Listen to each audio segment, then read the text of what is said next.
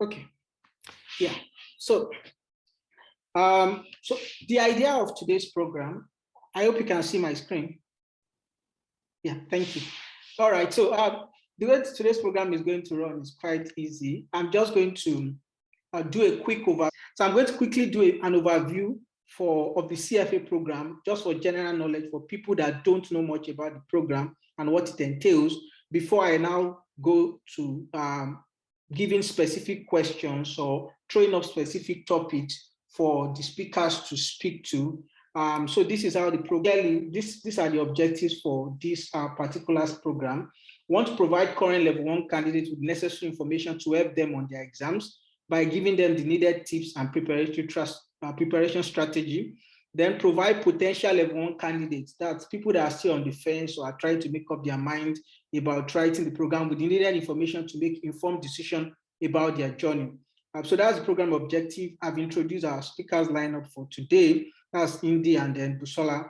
And I want to thank everyone that has decided to join this program today. So this is the outline of the program. We're going to start with the overview, which is what I'll be starting with before I go into asking specific questions for Busola and Indy to share their experiences with us. Then we have a Q&A session. So if you have any question in course of the presentation or in course of the webinar, please drop it on the chat. Someone is collating it, then they will get back to us. So that's how we're going to handle the Q&A session. All right. All right, this is a quick overview of the CFA program. CFA, simply Chartered Financial Analyst. That's the acronym CFA, but it's basically Chartered Financial Analyst. It's a 3-part exam. So there's level 1, level 2, level 3. Today we are focusing on level 1. And there's always a question, who should register? There are CFA charter holders that have studied medicine, people that study pharmacy as their first degree. So what you actually need to be able to register for the program is a bachelor's degree or something equivalent. That's the institute requirement. So it's a 3-part exam, as I stated before, and we're talking about level 1 today. Basically, it's people that are looking to work in the investment management industry, but it goes beyond that. People that are looking to work in finance also.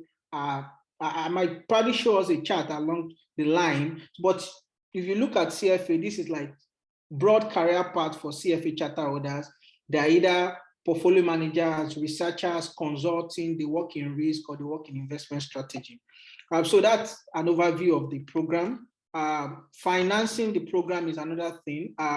We'll still come to, I'm just going to quickly talk about alternatives to the CFA. Of course, the CFA is not the only program outside there. You have people go for MBA. But if you talk about a program that really goes in depth about the investment management industry, the CFA is one of the respected or recognized certifications out there.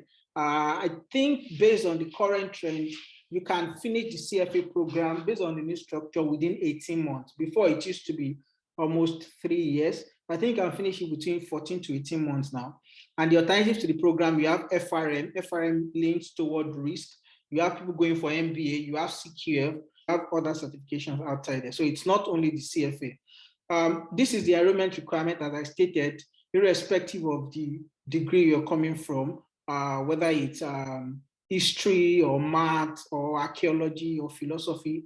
CFA doesn't discriminate. You can eventually come and write your CFA or enroll for the CFA program. The most important thing is that you should have a bachelor's degree or the equivalent of that. Okay, you have to also note that I had to put this there because I found candidates that are for default of this. I know of a friend who couldn't write his exam at first because he didn't have his international passport ready for the exam. So you cannot register for the exam or you cannot sit for the exam without having an international passport. That's why I had to put it there. And there are some countries that they are called non-participating country based on, because the CFA Institute has the head office in US, that's in Virginia, US. So there are some countries that they are on red list for that the United States government cannot do business with. And because of that, entities that are within the United States cannot do business with. So it's good to know that your country is not within OFAC. I think there are just few countries there. The CFA is administered in nearly over 180 countries around the world. So the possibility of The probability of your country being part of that list is quite small. So that's a quick overview of the CFA program. The financial cost is something I'll just quickly talk about. People don't know sometimes that when you're registering, forget the level 2 and level 3 now, the focus is on level 1. There are 3 registration cycles. So you can take the early registration, or you can take the standard, or you can do the late registration. But when you are starting the program in level 1, just know that there's a one-off enrollment fee that you pay, and then you can, if you pay early, so you add the enrollment fee plus the level 1 registration fee before you can write the exam, and depends on the window that you actually catch up with. So that's about the financial cost. You will need your calculator, you need a financial calculator, and these are the 2 types of financial calculator approved by the institute. So that's more an overview for people that just want to know about the program. Okay, let me on mute. Yeah, thank you. Thank you, Busola. I had to mute myself so that they can hear you and you alone.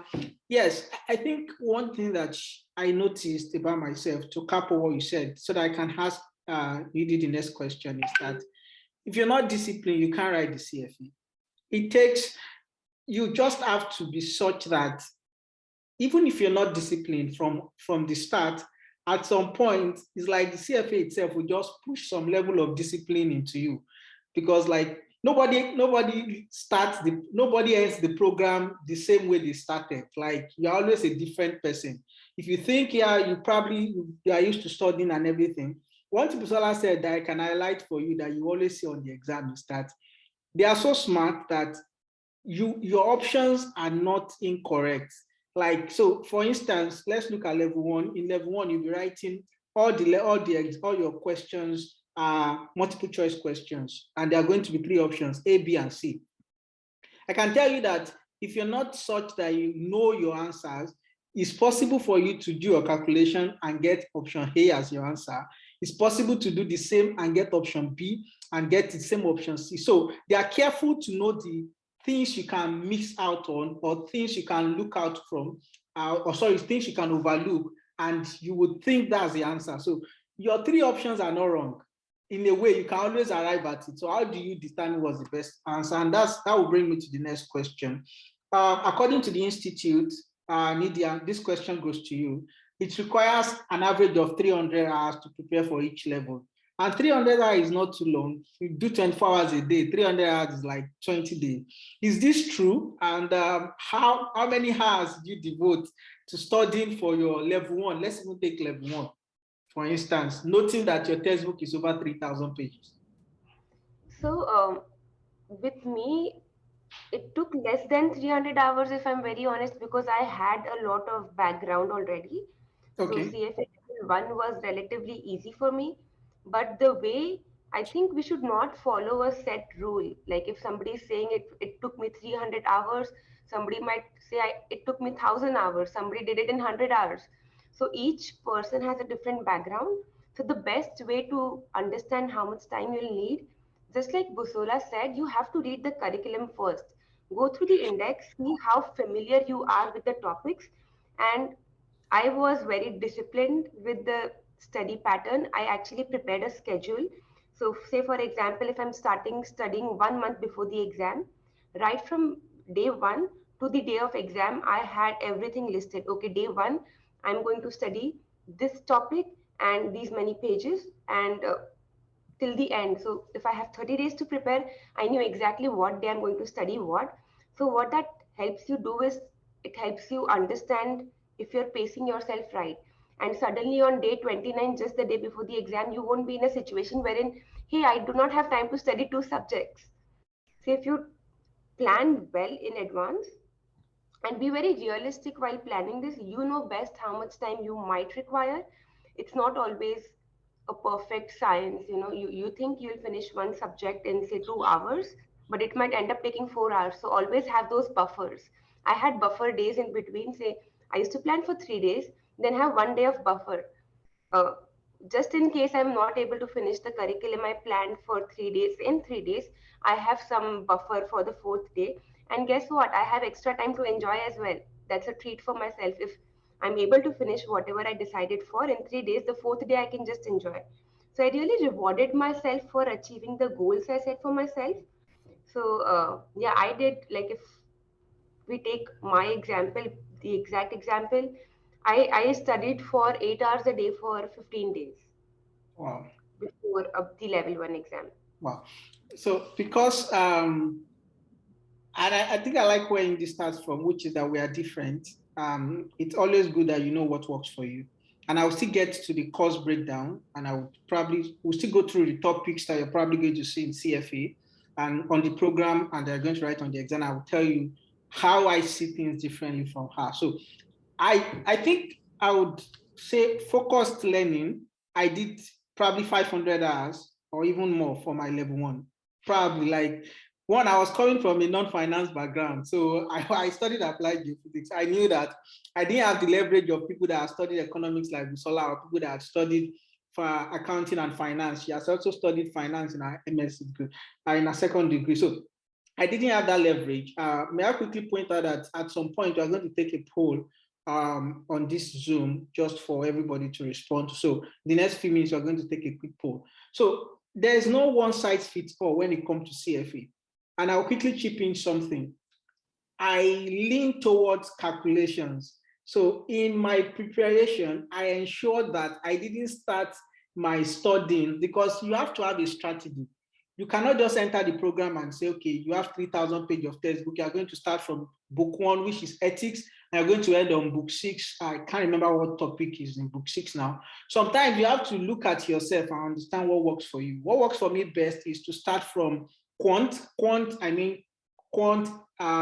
fixed income, equity, things that relate to calculation, corporate finance, and then gradually ease into courses that has to do with a lot of reading, like economics, like ethics, because I can easily get bored with them. And if I had started my studying, starting with ethics, there's tendency that my strategy would have been affected because I would have lost interest. Also, some of us might not be like Indy that can do focused learning for 8 hours. I can't read more than an hour to stretch. After 1 hour, I always need to take a break so that I can like either assimilate or kind of cool off my brain. So if you know that you are the type that you cannot even do more than 30 minutes, just know that this 300 hours does not apply. This 300 hours rule is an average. They are looking at books that 3,000 pages textbook that they've condensed into 6 hours exam. It's so it requires cost, because, and I'll tell you my own, they've shared this. When I started my level one exam, I was with a company in Nigeria then, and I was staying on, there's what we call island and mainland in Nigeria. And I could talk about this sleepless night thing. I have to always get to work sometimes 6 a.m. So that I have 2 hours very early in the morning to read before work starts by 8. And when everybody is closing by 5, 6, I'm still down at work till 9, 10, because I don't want to be inside the traffic. I'd rather use that hours to study, and I'm probably getting home by 12. Don't forget that I'm still going to be back to the office by 5 a.m. or 6 a.m. the next day so that I can actually read. It was stressful. It has cost. As they said, some days you have to start church, some days you have to start family events and just let go of it. But of course, it pays also. Don't always look at it. I think the first issue that people have going into the program is they look at it from, oh, I'm paying USD, I'm paying, oh. That's why I gave a range that time, but I didn't emphasize. You can pay as little as $3,500 from level 1 to level 3. That's even assuming that you do not have any of the scholarships. And you can pay up to 10,000 depending on receipting and things like that. But there's more to the CFA program than just the financial cost. There is the opportunity cost. You have to really let go of some things. If you are the type that you're not used to living a disciplined life before now, in terms of managing your time, in terms of self-studying, because there's no amount of tutorials that will still work for you. You still have to do some things on your own. So there are opportunity costs. So it's always good that you count the opportunity cost now. While our slide here might not actually contain all the opportunity costs, just know that you will actually let go of some things throughout the period of your exams. So we're going to move into the next section now. So that's more like an overview of the CFA program. I want to go into the study tips now, which is one of the things that people have been asking, and I will start with Busola. What strategy did you use to study in preparing for your level one? Level one has not changed. It's still the same level one. It's still the same. What study strategy did you use? And how would you advise anyone doing level one now on how to strategize for the exams? So I think for me, the first thing was that I bought myself time. I registered for an exam window that was about 6 to 8 months away. And then I think another thing people don't really assess is how busy you are as a person. How is your job like? How is your family like? All those factors will really depend on like which exam window are you choosing. If you're someone that, I mean, you work for Nigerian government, that your work is very soft and you have time, you can afford to say, okay, I want to do the next window that's like 3 or 4 months away. But if not, then you should choose something longer. So that was my first strategy. I bought myself time. And then the second thing I did was I read the actual curriculum. So, you know, in CFA, there are a lot of other summarized materials. There's Shweza, there's IFT, McWeldrum, and all that. But I think the way I looked at it was, if you're a Christian, like God gives you the Bible. So like, why are you reading summarized or like other Christian pamphlets to just like learn religion? That's how I view it, right? So I mean, I read the curriculum from start to finish, and so that was my second strategy, to actually read their own material. And the first thing for me was consistency. Most people that don't pass CFA, they are not consistent, and it's just the sad truth. Like Caleb mentioned, you resume work at 6, you leave by 9. Like I did the exact same thing, right? I got to work 6, read to 8. When I was done, I worked from, I would end work about around 6. Then I'll read till like 11 p.m. and then I'll take an Uber home. I mean, it wasn't safe, but I mean, there was no traffic then, and it's just like a 20-minute drive. So I did that like consistently every day. And then I also attended classes. And I think that was a good strategy, because depending on the type of learner that you are, some people like, you know, reading the hard copy material and it sort of sinks in. And some other people like listening to people teach you, or giving you strategies how to answer questions. And I think tutorials did that for me as well. And then my final strategy, I mean, there are a lot of strategies, but I'll just try to sum everything up. My final strategy was buying myself time before the exam to practice a lot of questions. Because I think in CFA, like, it's not enough for you to just read the entire curriculum. You actually have to practice thousands of questions if possible. Like, you have to see it in different form, different shape, because the institute is very, very creative with their questions and their answers. Like, no option is random. No option is random. Like, there was a time in my level one that a question I solved it 3 times, and A, B, and C, like, everything was there, and I was so lost. But I mean, because I had done a lot of practice and I had seen stuff like that, I was able to pick out, like, you know, which one was correct, which one was not. So I think that also helped me, giving like almost a month, like, to just do questions, summary videos, formula sheets. And, you know, I think that was majorly the things that I did differently. Just imagine where you might fall into in that average. Are you falling within the 5th percentile or the 95th percentile of the average? It's always good to know that. And before we go to the next thing, which I would still like Indy to talk about, the last part, which is how to sift through all available online and prep providers. One thing I've noticed is that when people are starting the program, they're always like, is there anything else I can read outside the curriculum? Busola, can you quickly talk about why this is dangerous? Because in a way, I feel like people are always looking like, okay, just give me something other than the curriculum, whereas there is a curriculum that the institute has given to you. So please, Busola, go ahead. Yeah, this is the exact same thing I mentioned about being a Christian and having the Bible. Like, the pitfalls with reading, like, or sticking to summarized material can really land you in trouble, because, like, they are the ones that know, they are the ones setting the exam. Like, they can pick. One of the things I noticed, particularly for the last level I wrote, was like, they can pick questions from like a line. It can really be that random, or from like a concept that was just like maybe 2 paragraphs in the curriculum, but then the prep or the summarized material you used didn't think it was importable. And there's this thing about CFA where people say, oh, these are the most testable concepts. I really don't think you should carry that, because I mean my last level, it shocked me. Like, there's nothing like testable concepts they can test from anywhere, as long as they did not write, oh, optional. There are sometimes in the curriculum they'll say optional segments. I don't know if you guys have seen that.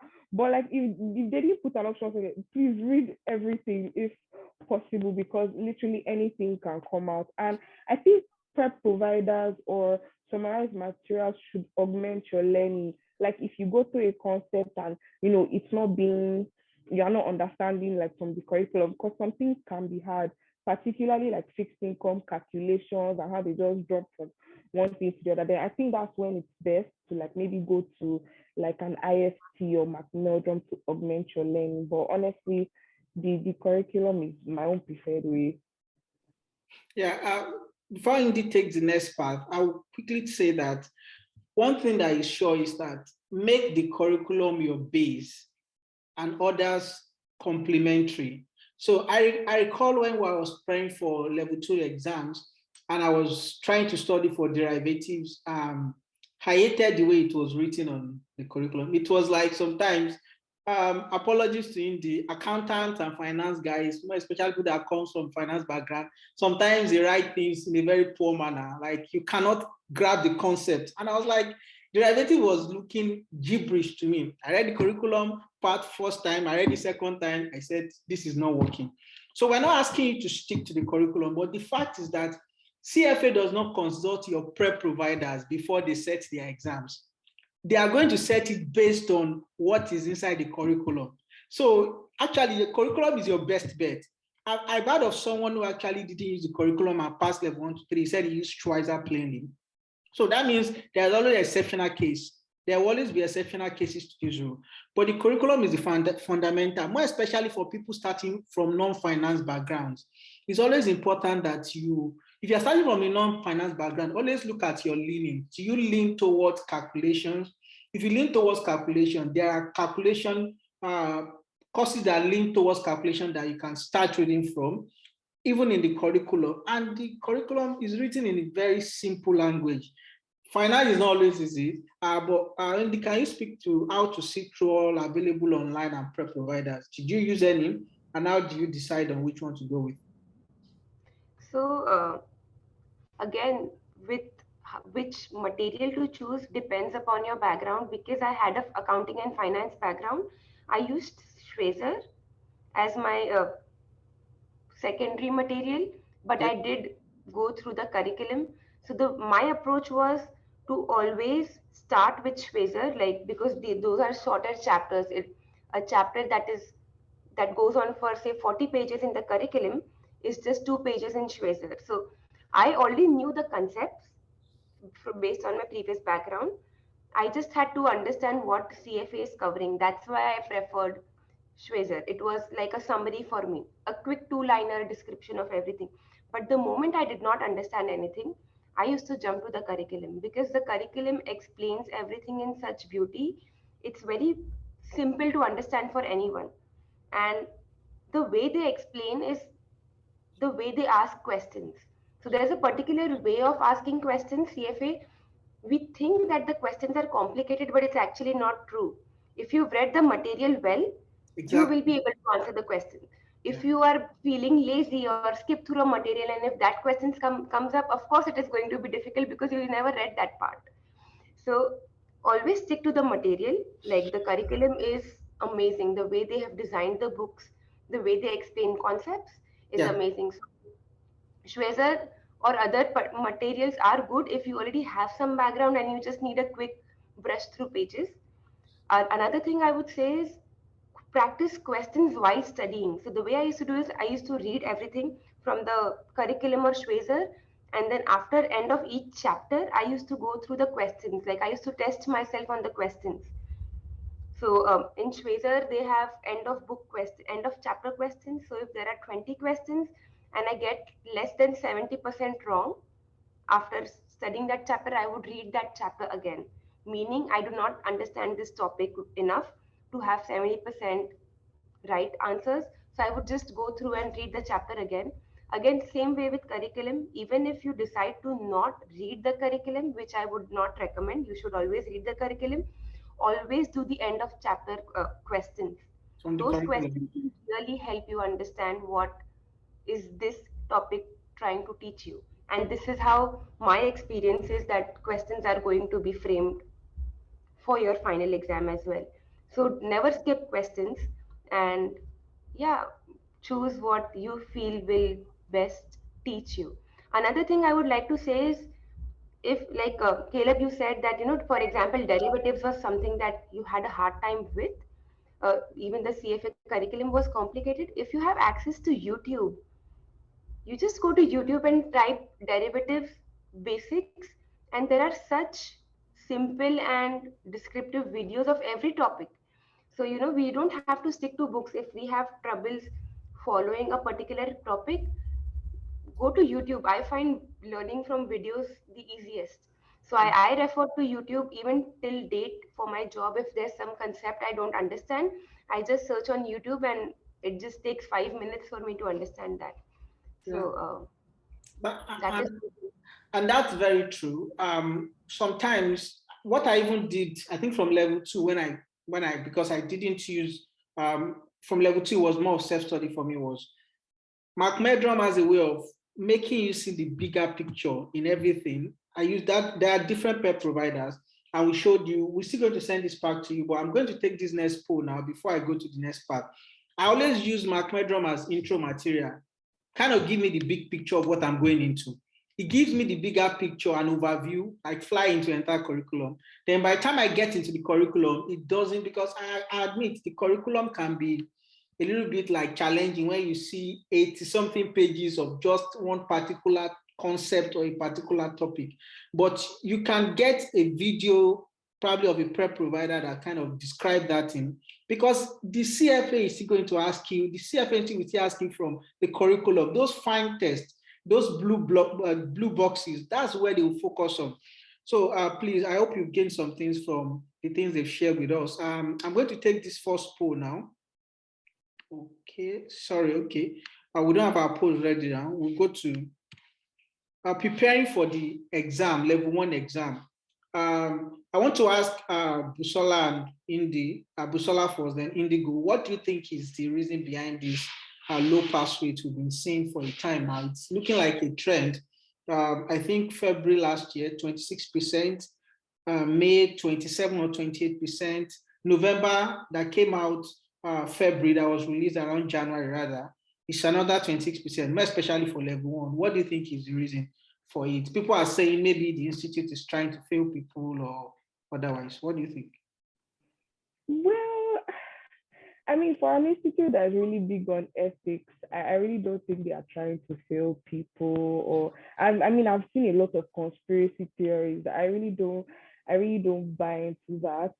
I think one of the explanations they gave, and I think they brought out a video about, deferred candidates, non-deferred candidates. I don't know if you saw that video, but apparently, guys that deferred because of COVID were really the ones that were failing a lot and were dragging the pass rates like low, because I think a lot of people didn't write in 2020 and then they had to write 2021. Like I did my level two in December 2020 and we're so few like in the hall. Everybody I knew had deferred to like May 2021 for level two.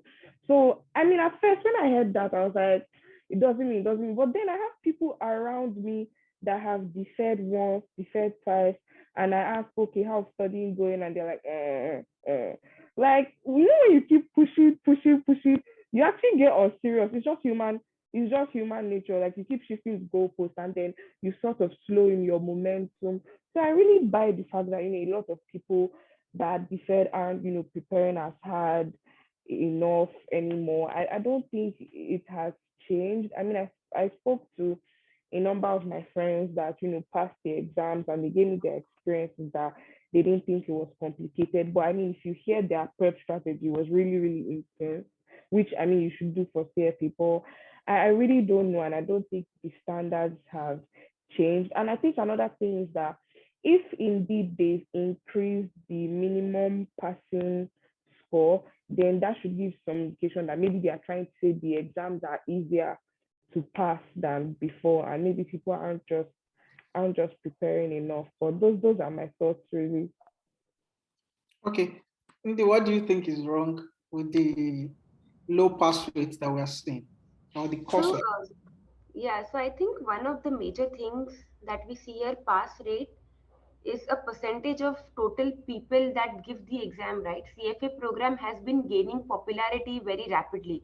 So the number of people who attempt this exam has increased. So now from among those people, a lot of people do not understand what they're signing up for. Just because, hey, my friend is giving it, let me give it. Just because it's popular, let me sign up for it. But you really need to know why you're giving the exam, because that is going to drive you. So I can't say why the pass rates are dropping, because the CFA Institute, from my understanding, is they have a very set bar. If you have 40% correct answers in each topic, you pass. So it's not like they're trying to not pass students. It's just that if 40% of people, like if you some people cannot answer, get 40% of the questions right, they will not pass. So the bar is set from the institute. They are not playing with those numbers. It's just how prepared candidates come for the exam. So I just feel that the growing popularity and people not understanding what they are actually signing up for is something that is driving the pass rates low. Yeah, and I think I agree with your two views that CFA is not failing people. People are just not prepared enough for the exams, and that doesn't mean that they're not putting effort. It just means that they're not having the right strategy. CFA is not ACCA. It's not ICANN. It's not even CQF. It's not CAIE. You write 10 exams. You write 10 courses in a day within 6 hours. You are They give you your exam questions. You are in financial statement analysis, and from there, the next page that you are turning, you are finished financial statement analysis part. You are switching your mind to ethics or economics. It takes grit to do that. Unlike other certifications that you can probably decide to, I'll take economics and financial statement analysis in this diet. Probably next diet, I'll focus my energy on equity and fixed income. You don't have that option. These same 10 courses or 10 topics, as they call it, that you're going to do in level 1 is the same thing that you do in level 2. It reduces in level 3 because you're not going to have QM, that's quantitative methods, and then FSA would have been out. But they are still it's now going to get broader with portfolio management. So in a way, people are started when they start, oh, I'm solving equity question. Before I know it, I flipped to fixed income. How do you condition your mind to accumulate that, to like consume that amount of information and be able to process it on time? Don't forget, your equity is probably 2 different study sessions and is in probably 4 or 5, what do you call it now? I've forgotten it, like different subdivisions. And all the questions that might be on your equity might just be 8 questions. And you've probably read like 200, 300 pages from it. How do you remember what is from that 300 pages to quickly solve equity within the little time frame that you have and switch to economics? So it takes preparation, and that will probably take me to the next part of our question, which I will still contribute to Indy again. How should you determine what topics to focus on based on the updated exam weight and the topics for, do you have to focus on these 10 to be able to pass level 1? Lydia, my question is to you. Okay. So, what topics to focus on? Everything. There's nothing you can skip. That's the basic answer. And like again, I'm a huge proponent of like not one size fits all. The way I used to study is I used to study one subject for 2 hours, then skip to the next subject for 2 hours, because I found myself being more interested. Like after 2 hours, I used to get saturated. Okay, I read 2 hours of ethics. That's it. I can't read anymore. I'll sleep. Then next, I used to take up equities, because that's slightly different. It's more engaging. You solve things while studying. So you have to focus on everything. And it's just, what is your study style? Do you like starting with one book, finishing everything, or do you like change? Like, do you like to read different things? So it's really what you like. Spend 1 or 2 days to understand your style if you do not know what is your study style per se. The other thing is, like Caleb, you mentioned that you it's difficult to switch gears sometimes. One day you're studying equity, for example, the other day you're studying ethics. So it's just like the way I did it, and which it really helped me, is whatever says I study today, I make notes always while studying, because there's no way I can read 3,000 pages just the day before the exam to revise, quick revision, quick look up. So always make notes.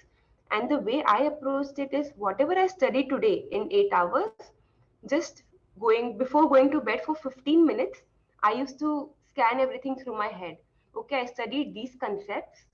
Do I still remember them? If not, I used to study the same thing again the next day. So really making sure that you're not just reading through pages. It's not a competition.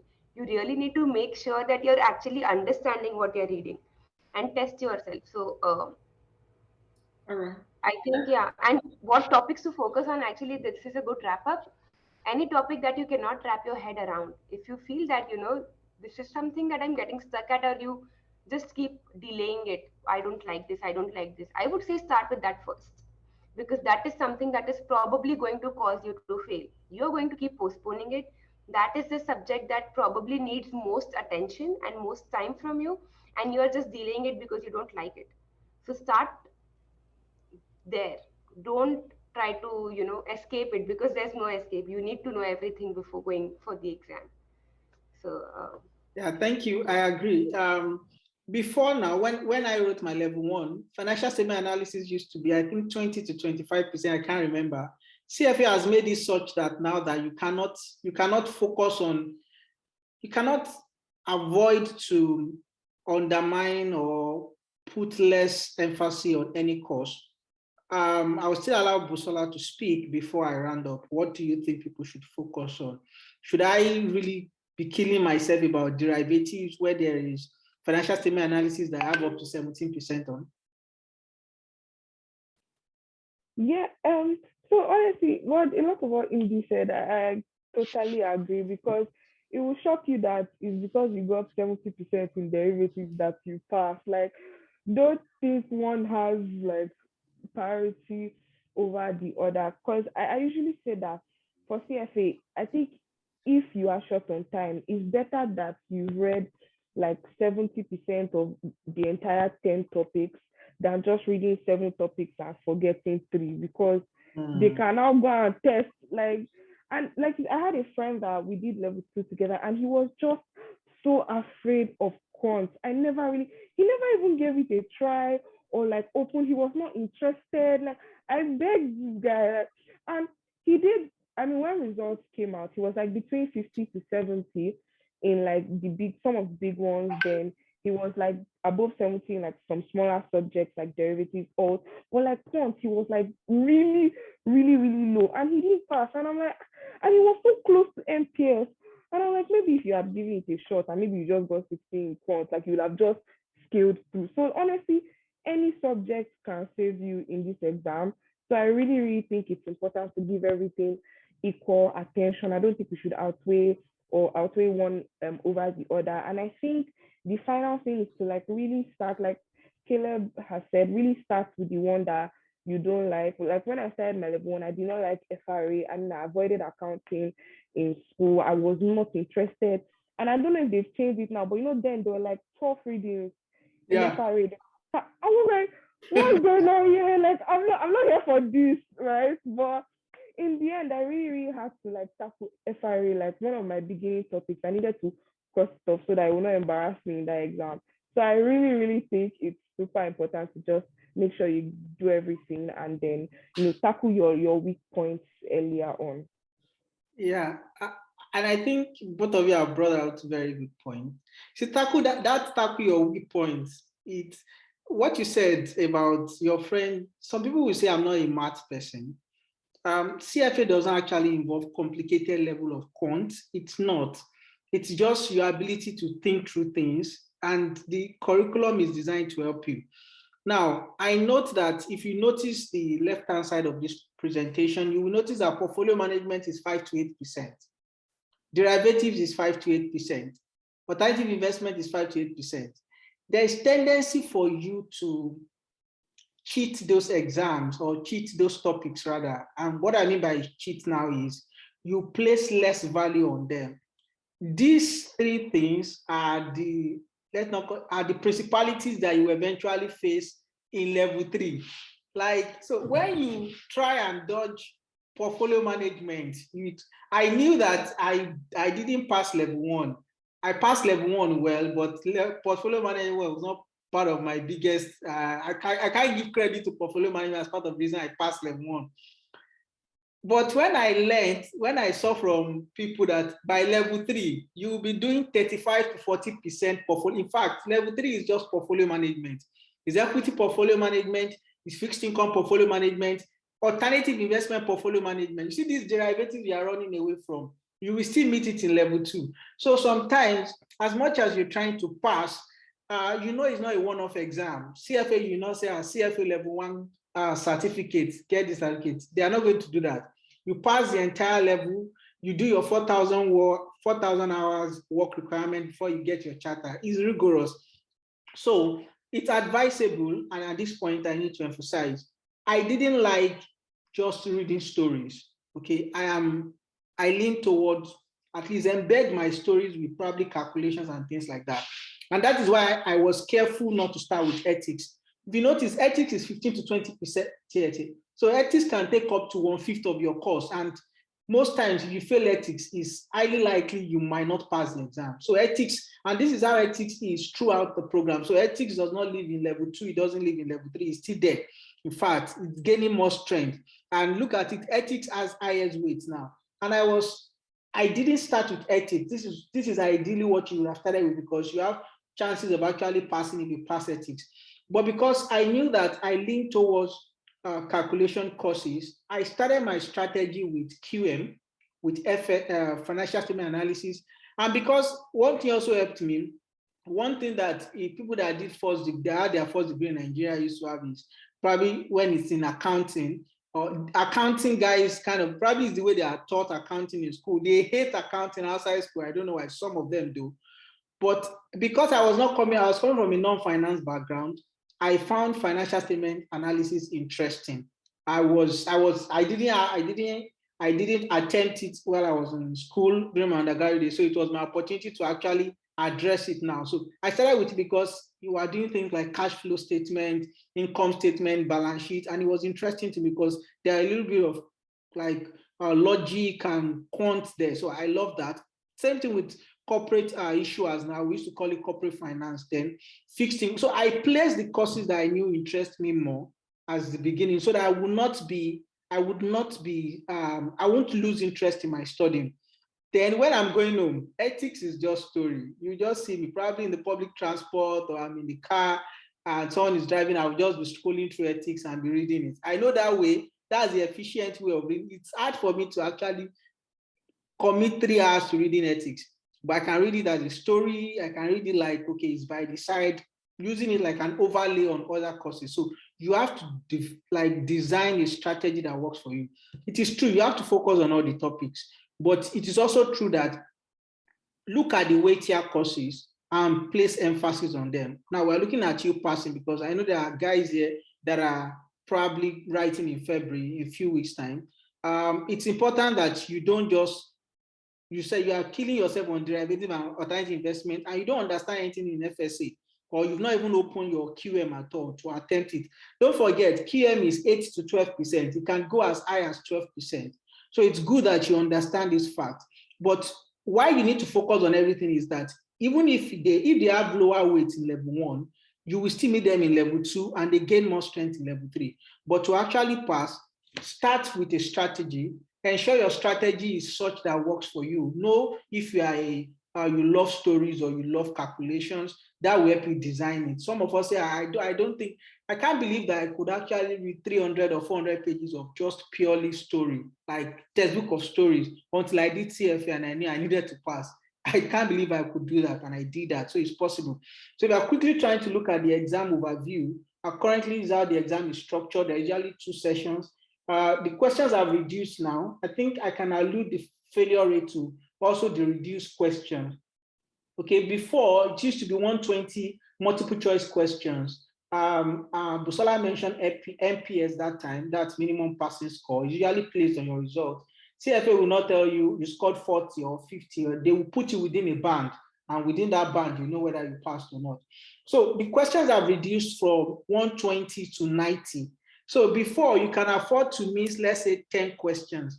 In the morning session, let's say you missed 10 questions, you still passed, you still got 110 questions right. So if you look at 10 as a percentage of 120, so let's assume in a scenario before, it's usually 240 questions. Let's assume you miss 10 or 15 in the morning, 15 in the evening. That's what? That's 30. And 30 over 240, you still pass 210. If you miss 30 questions now out of 180, you've passed only 150. So the fact that they've reduced the number of questions now on CFA, that the candidate are assessed on, means there is little room for error. There's little room for you not to be sure. Your answers will always look alike. That's why you need to understand the curriculum. If you just read Schweizer and you come, I agree, you can actually write the exam without actually reading the curriculum, especially for level 1. But if you really want to gain clarity, you don't want to be confused, because you'll be so surprised. You will calculate and you will get it. Oh, you will get it, your option A. If you do that same calculation, option B will come out. And that's when you cannot afford to be ambiguous at all. I don't know, is Indy still with us? We're almost rounding up, probably go into understanding the learning outcomes. How important is the learning outcome? Because people ask, CFA, as they didn't just give you textbooks, they always state at the beginning of each topic, at the beginning of each reading, what they expect you to learn, or what is the outcome. So I'm going to start with what is the importance of understanding the learning outcome and studying with the learning outcomes in mind. Because some people just go and say, okay, this textbook has 40 pages, I've covered 40 pages.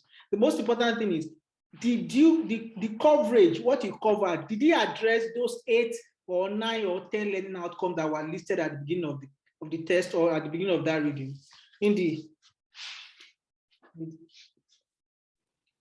Oh, I think you are muted.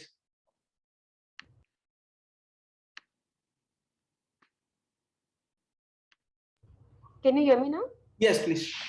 Yeah. So I was saying the learning outcome is very important, because that's how you can evaluate after you study what you studied. Like, say I read 40 pages of a topic, and I come back to the learning outcome and I ask myself, these were the learning outcomes. Do I really think I understand these? Like, can I answer these questions? Like, am I confident enough that if I were asked 10 questions in the exam on this, I would get them right? So it's really for you to understand what is expected from you to focus on in that chapter, So always come back to the LOS and see if after reading the chapter, are you confident enough to, you know, over, are you confident enough to feel comfortable about having that covered? Like, it's not just, like I said, it's not just reading 40 pages and being like, oh, I targeted to complete 100 pages today, and I'm on 99th page, just one more page and I'm done for the day. It's not that. For CFA, you really need to make sure you're understanding what you're studying. So a learning outcome is a good check for you, I would say. Like, at the end of every chapter, come back to the learning LOS. There's just 2 or 3 lines of what they expect you to understand from that chapter. So if you feel that you're doing justice to those LOS after studying the chapter, I think you're good with that chapter. So I want to add to that. Okay, all right. So I think in my own view, learning outcomes is to actually, the best way to set questions for yourself for CFA is to look at the learning outcomes. their questions come from their learning outcomes. Like they are not just giving you textbooks. They want you to understand something from the reading.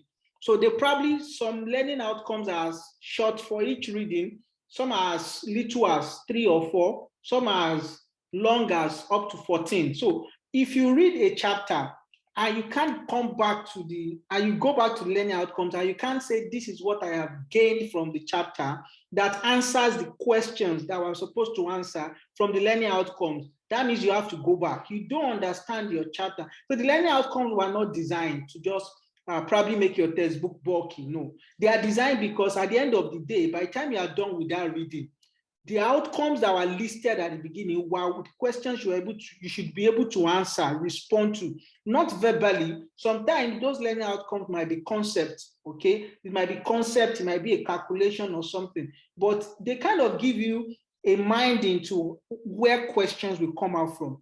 Questions, you might read a 40 pages textbook or 40 pages reading and the entire learning outcome is just 4. If you can't answer those learning outcomes, because the learning outcomes are the questions you should be answering while reading your textbook. So why the textbook is 3,000 pages and sometimes people get overwhelmed, they ask themselves, how am I supposed to read 3,000 pages textbook and go and do an exam within? It's no longer 6 hours, it's now 4 hours, 30 minutes. So how am I supposed to do that? Focus on your learning outcomes while studying. Read the learning outcomes. Be looking out for your learning outcomes while studying. While you are studying, be looking at points that are answering the questions that you were supposed to know at the beginning of learning outcome, because I bet you that is where they will set your exams from. Okay, Busola, I would like you to speak about practice questions and mock exam. And Indy, I would want you to talk to, I know all of you passed, both of you passed at your first sitting, but if someone is resitting for the exam, Indy, what should they do different? Busola, I would like you to address the area of practice question and mock exam, because some people just say, I've read it, I understand. Do they need mock exam? Do they need practice question? Yeah, you definitely need that. I think the first two things to use are the blue boxes in the curriculum. I think those questions are really helpful. They sort of reinforce what you've learned in a certain chapter. And then, the CFA Institute, when you log on to the portal, you have access to the question bank there. I know they can be bulky. It's usually like above 8,000. But if you can do it twice, that'd be great. If you have the time. For all my levels, I actually did it twice.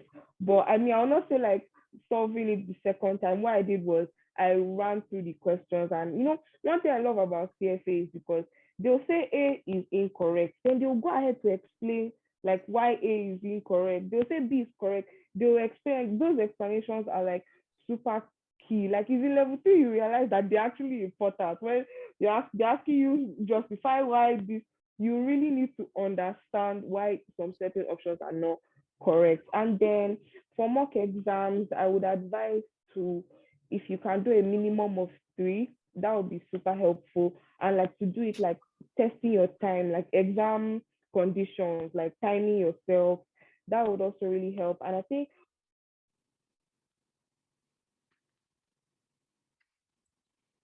Hello? Oh, I think we lost Busola. Indy, can you hear me?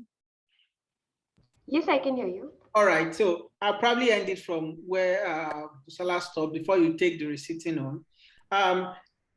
Your chances of passing CFA increases the more you do attempt their questions and mock exam. It kind of gives you an overview of what they are doing.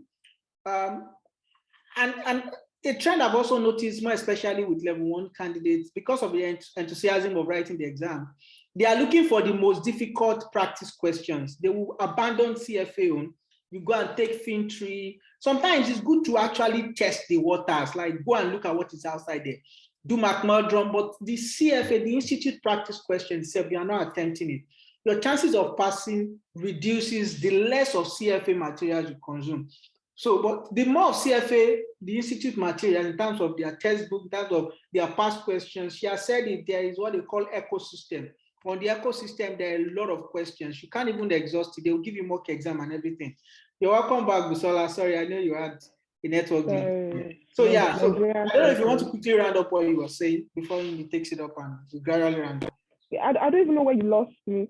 You were talking about the learning, the mock exams, the importance of In mock. writing at least 3 Yes. words. Yes, three. And then try hard and easy ones. ISP mock exams are easy, so that it can give you false confidence. There's this provider people like running away from, FinQuiz.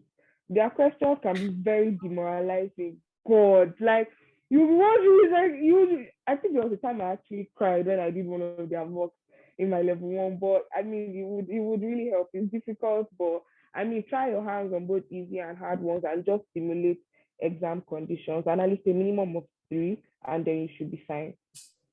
Okay, thank you. So, Indy, what do you advise? What would you say to anyone that is reciting the level 1 exam? They probably tried and they didn't pass. How do they approach things differently? Also, people that are coming from another certification, that's a peculiar thing because I noticed you also have your ACA from India. What do you think is different, especially people that are coming from either accounting or you've already had your ACCA and you're now writing CFA? How should you approach things different? So, how to approach things differently is, I think, a better way to answer it is how to approach it at all. Like, I can't focus enough on understanding what you read. Like, other exams, like for example, you said I'm a chartered accountant, which is CPA equivalent in India. So those exams tested different capabilities, like, and different subjects. So I had to write like 2-3 pages worth of answers. Like, it was actually written like CFA level 3. So they were testing a different kind of skill. CFA is really testing if you understand something. That's all. That's why MCQs, right? MCQs are the easiest way. Like, as a candidate, I find MCQs are like easy. I don't have to write anything. That's my thing. So I think it's just about practice. You can keep reading 3,000 pages, and at the end of the day, if you're not being able to answer the questions right, it's no it will not benefit you, like just reading those 3,000 pages. So after end of each chapter, if you do not practice the questions, I think there is not too much value to reading the chapter in the first place, because it's like you're not even evaluating yourself. Do you understand this or not? You don't know until you answer the questions. So always practice questions. One is during, like, while you're reading everything, and I'll touch a little bit about the importance of practice and mock exam as well. I think that is absolutely necessary. Like, you cannot skip that. It's not optional. Like Buzula said, you should aim for at least 3 mock exams. That's because you said there are 90 MCQs and you have 2 hours 15 minutes. That is 135 minutes for 90 questions. That gives you 1.5 minutes per question. So while studying, you might get all answers right, but you realize you're taking 10 minutes to solve each question. That's going to do you no good during the exam. So unless you time yourself, are you able to solve one question in 1.5 minutes or maybe 2 minutes? Maybe some questions might take you just 1 minute, not 1.5 minutes. So unless you know whether you're able to time yourself and answer those questions in the time that is going to be given to you during the exam, it's of no use. Like, you might know the answer to all the 90 questions that the the question paper might have, but you won't have enough time, and unless you tick them, you're not getting the marks. So mock exams really help you time yourself and understand if you are at speed with the expectation. Thank you, Indy. I'll probably tell it from my own perspective. Having had to write level 3 twice, I wrote level 1, I passed at first attempt, and level 3 was the level I had to write twice. Don't always rush back to studying. Actually, if you fail an exam, just like in life, the first thing you should actually do is to look at what you did wrong, okay, and what you did right. It kind of help you prepare better or re-strategize for what you are going to do again. Now, when I failed my level 3 for the first time on first attempt, I noticed that the problem was not understanding, it was time management. Because I knew right while I was in the hall that day that By the time they said, because they always tell you the time that you have till end of the I first did the paper-based for the level 3 before I wrote the switch to the CBT era. And they always, because unlike now that you have time, the timing on your computer and you are seeing the time, before they always tell you 30 minutes to go, an hour to go, 90 minutes to go, and things like that. And I knew when they said 30 minutes to go for the morning session of level 3, I knew where I was, and I knew that it was going to be difficult for me to complete it within time frame. It was time management. So when the result came out, as Indy said earlier, CFA is not, that's why you notice that, more especially for your multiple choice questions, that if you don't know the question, there is high probability that any answer you get, you will find the option there. So CFA is always testing your understanding. That's why they made it 90 questions, because everything is still coming together. You still find out that the fixed income you are learning, the equity you are learning, the alternative investment and derivative is still focusing on how do you now use all these tools, all the different assets or different asset classes to manage a portfolio or to make investment decisions. How would you use it to advise someone? How will you use it to design your own portfolio? So it's still all coming together. It will all make sense in level 3. That's why they are always testing understanding. CFA is more of, it's not all about the volume of the question, the length, all the volume, the amount of textbook that they are packing or they are giving to you is so that you can see the bigger picture. That's why you must always look at what are they trying to test here.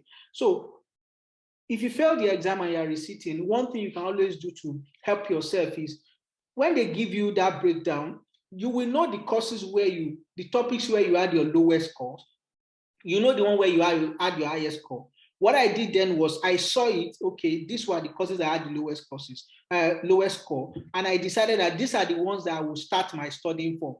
I had to prepare within 3 months so that I can rewrite again in 3 months' time, because the result was released February and there was another window in May. It was crazy to do that, but I knew that it was not lack of understanding. It was, I didn't manage my time well. So there's a need to force, you can take the first 1 week before jumping to decide whether you want to write the exam again or not, to decide, is it like your strategy was wrong? Look at your scores. Because if you average on every of the scores, there's high probability that you don't understand, that you might have to go and probably read everything again. But if you have high scores in some and very low scores in some, those low score topics might be a good point to start from.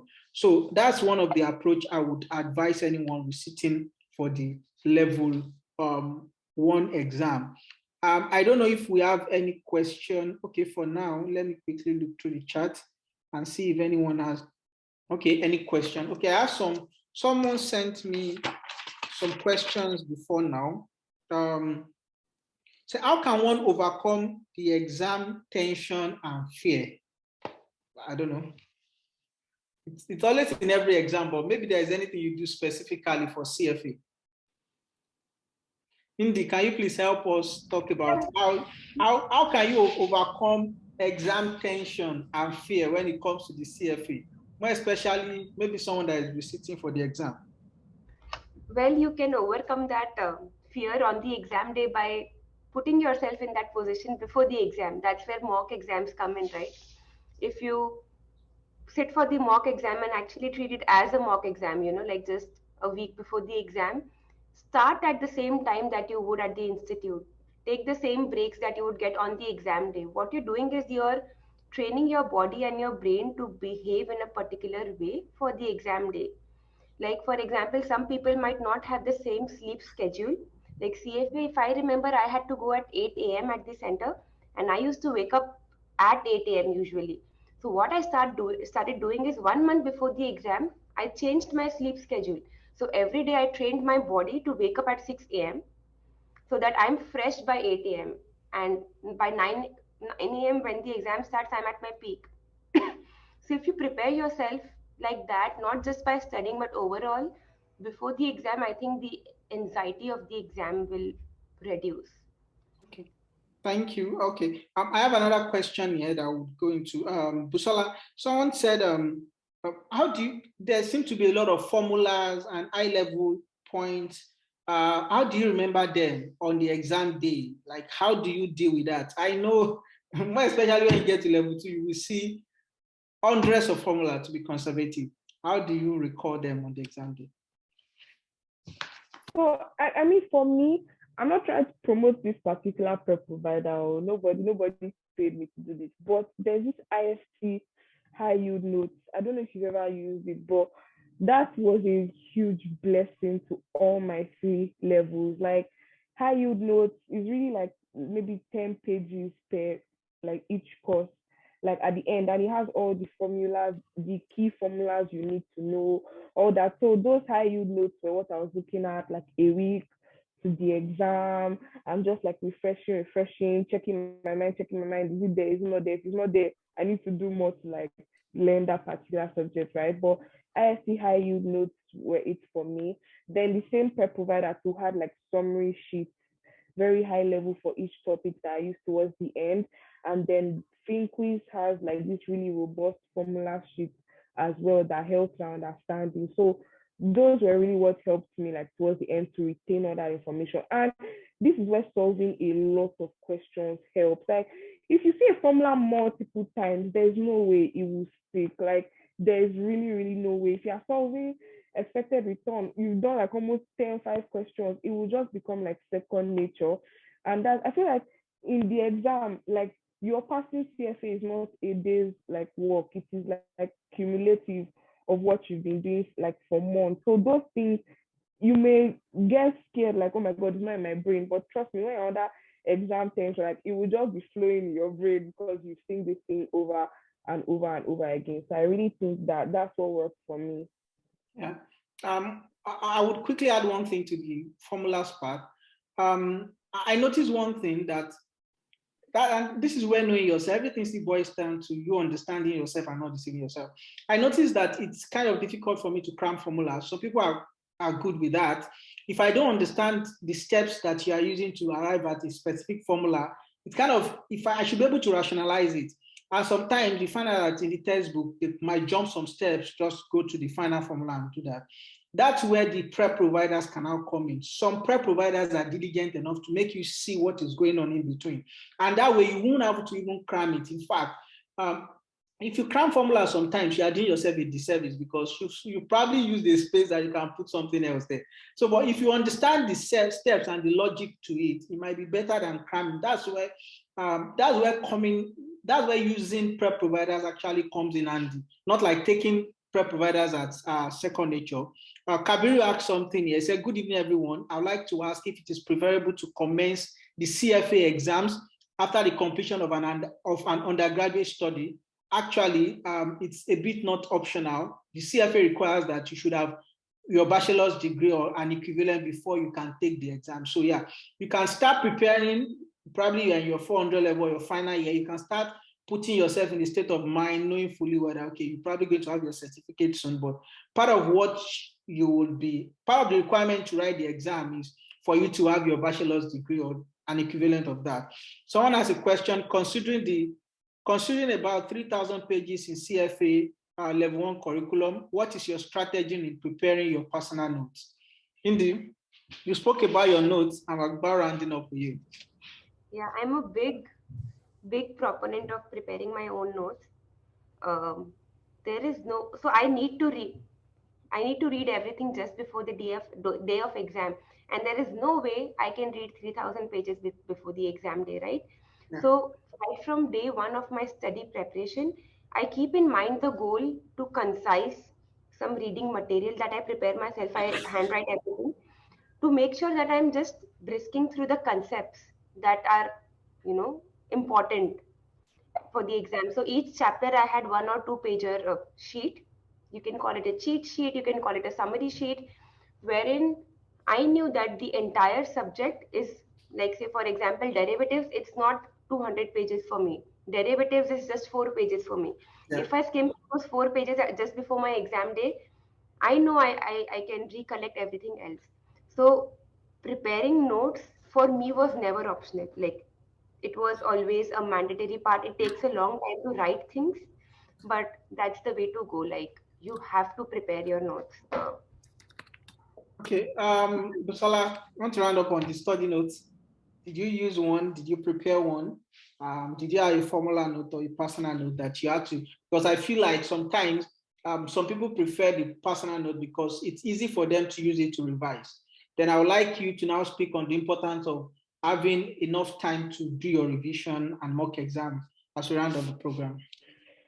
Well, honestly, for me, I didn't really have like personal notes. I don't really write a lot. I've always been like that since university, so I really just like read and not like to stop, but I mean I used to watch IFT videos as well. So I didn't really jot notes. So I mean different strokes for different folks, right? And then you asked the final question. Sorry. I said something about, can't even recall now. I'm not sure I can recall. It happens. Yeah. Even if I missed it. Oh, okay. Okay. Someone said I've been seriously thinking and consulting many people on taking the exam, but all through my undergraduate years, I was average due to the fact that I was not really serious. I'm putting effort in school. I was so close to 2-1. I graduated with 3.3 for investing. Do you think this is a barrier in passing the CFA exams, Busola? No, it's not. See, CFA is not about you being smart. It's not about you having 5.0 in full. It's about you putting the hard work and consistency. If you put in the hard work, if you are consistent, if you actually want to learn and like you really put yourself and apply yourself in the process, you can and will pass that exam because I feel like CFA places a premium on hard work than your intelligence, to be honest. If you do 70% hard work and you're 30% smart, all you need to do is assimilate the information, right? But I really think if you do the hard work, then passing the exam it's no big deal. All right. Thank you so much. Someone said, final question for you, and we're going to round up this. He said, you mentioned one IFT material, IFT, high yield, or what did you call it? Please, I didn't know. High yield, like high yield bonds, like high yield. HIGH, Yes. YIELD, Hotel India Golf Hotel, Yankee India Echo Lima Delta, high yield. So that's what I think that was even more complicated, but okay. Okay, so high yield. So thank you all. We've come to the end of this webinar. Foremost, I want to appreciate Nidhi. I don't know if you have any final word for candidates. I'll start with you, Nidhi, that are probably going to write in February. I'll give you like 2-3 minutes so that you can have a probably broad, people that are writing soon or people that are here to make up their mind on writing the exam and the program in general. Nidhi, I'll start with you, then I will round up with Bisola. You're muted, I think. Again. Yeah. So my final words are like, even though it seems intimidating in the beginning, the CFA curriculum, having that degree, that certification is very rewarding. So whenever you lose hope, imagine yourself in that situation. Like tell yourself, okay, what if right now you are say, I'm just Nidhi Ketan. How do I feel after saying CFA Nidhi Ketan? You know, treat your brain like that, and that gives you the instant motivation. Okay, what am I studying for? What am I getting out of it? So never lose hope. Just keep studying and be disciplined. Like Caleb and Bozola, sorry, that you need to be disciplined. Like you need to plan in advance. You cannot take it loosely. So if you do that, motivation, discipline, and hard work. These are the only three things you need to actually pass the exams. What you've done in the past does not matter. Whether you've given any exams, whether you failed at them, whether you were an average student, an under average student, or a very intelligent one, does not matter. It's what matters is what you are going to do from day one of your preparation. So just keep going, and I'm sure it will pay off. Like it's really valuable, the certification. So keep going, and all the best to everyone. Busola? I think my final words would be the CFA exam is actually not hard. It's not. It's not. The exam is not hard. It's now 2 hours 15 minutes. I bet you, I can put my salary on the table that you can finish that exam in an hour 30 minutes. You can finish it in an hour 30 minutes. You have so much time. Maybe not level 3, but you have so much time to go back and review each of those questions. The exam is not hard, but the ball is in your court. I feel like it's not the exam that is hard, it's the preparation that is hard for people, like to sit down and commit and be consistent. That is really but if you get all those, if you tick all those boxes, you enter the exam and you literally just be laughing and just be smiling and be shaking your head. These people don't even rate me. You see the people see they are testing.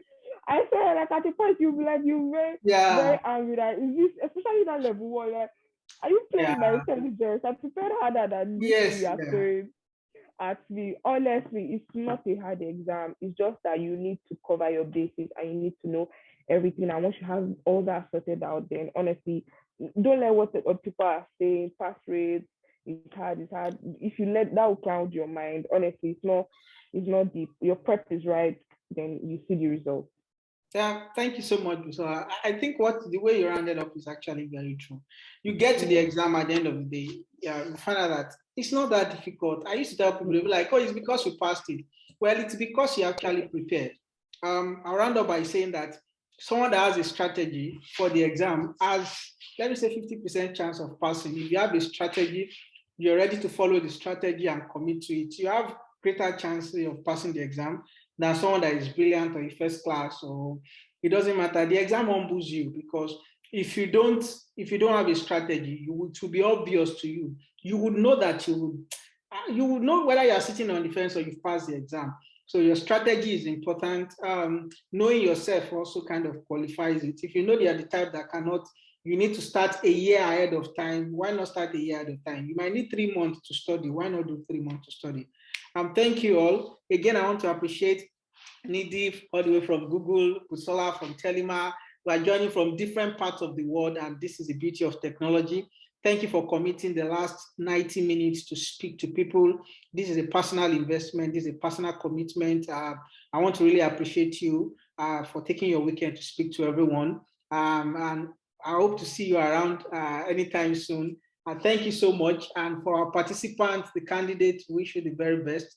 And we'll see you around. And the information pack will be communicated to us via LinkedIn, and also the video link to the YouTube video link for this particular webinar. Thank you so much, Nidhi. Thank you, Busola. God bless you, and have a good evening. Goodbye, everyone. All right, thank you. Bye, everyone. Bye, everyone. Goodbye.